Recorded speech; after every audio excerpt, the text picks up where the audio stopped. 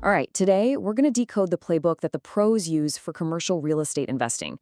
We're going to take these complex strategies and turn them into a clear, simple roadmap so you can see exactly how the biggest decisions in the market get made. Let's dive in.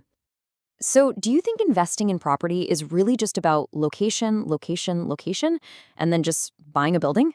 I mean, yeah, that's part of it. But the real game, the one the big players are in, goes so much deeper. It's not just about what you buy, it's all about how you buy it.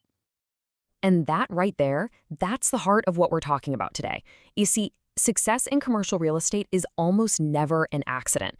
It's about having a very specific, very deliberate playbook. It's about matching your money and your appetite for risk to a strategy that's been proven to work. So let's get right into those playbooks. There are really four main strategies that define pretty much every deal you'll see out there. A good way to think about them is like different investor personalities, each one with its own unique goals, its own risks, and, of course, its own potential rewards. First up, you've got the core strategy. You can think of this as the blue chip stock of the real estate world.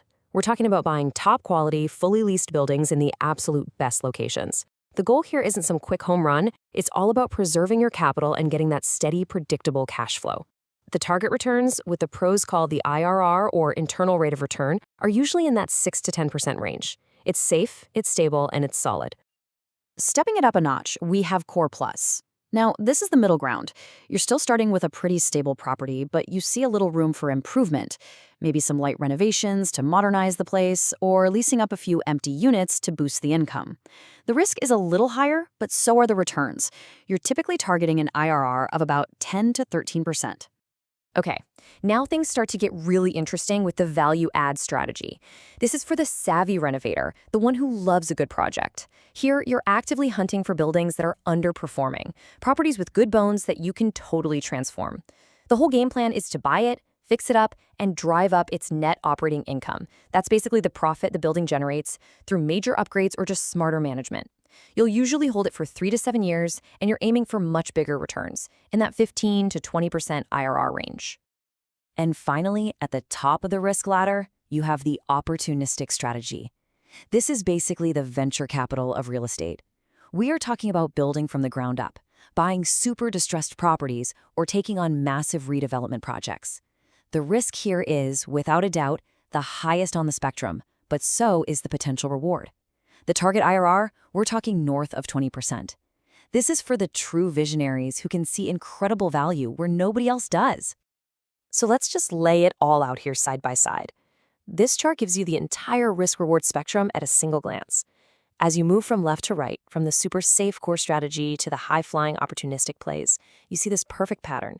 As the target return goes up, the risk and the complexity of the plan go right up with it. That's the fundamental trade-off every single investor has to weigh. Okay, so we've got our playbooks, we know the strategies, but a strategy is pretty useless if you don't know where to run the place.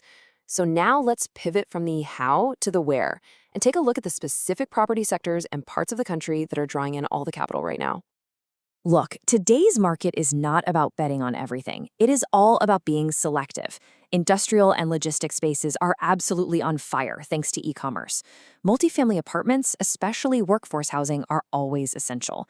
And then you've got these really hot, high-growth areas. Life sciences labs fueled by R&D, data centers powered by AI and the cloud, and even self-storage, which is benefiting from huge demographic shifts.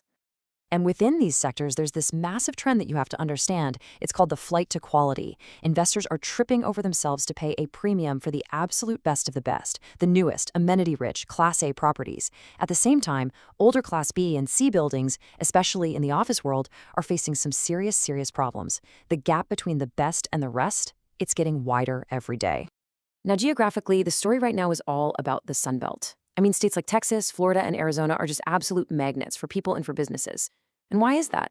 Well, it's this powerful cocktail of explosive population growth, major companies relocating their headquarters, and a really business-friendly climate. For real estate investors, just following this massive migration is a core strategy in itself. So we know the basic strategies, we know where the action is. Now let's pull back the curtain and look at the advanced toolkit. These are the more sophisticated, more complex financial and operational tools that the pros use to structure their deals and really get an edge on the competition. So every single deal is paid for using what's called the capital stack. Think of it like a layer cake of money. The biggest, safest layer at the bottom is the senior debt. That's your typical bank loan.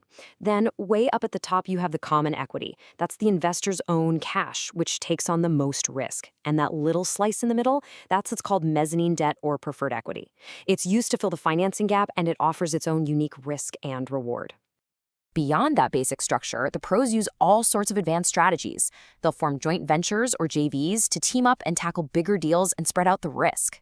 They might invest in that preferred equity slice we just talked about to earn a really strong 10 to 15% return with more protection than regular equity. Or, as banks pull back a little, they might even become the bank themselves, providing short-term loans for construction or acquisitions. Now, here is a tool that is an absolute game changer for many private investors, the 1031 exchange. The process itself is pretty straightforward, but the timeline is incredibly strict. You sell a property, you have to identify a new one within 45 days, and you have to close on it within 180 days.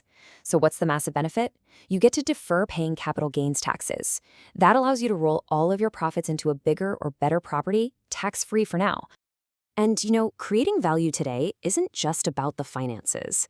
The real operational edge is coming from two key areas. First is ESG. That's integrating things like green certifications to attract the best tenants and investors. And second is PropTech, using data and smart building technology to run buildings more efficiently and just create a way better experience for the people inside. All right, we've covered the strategies, the locations, the pro tools.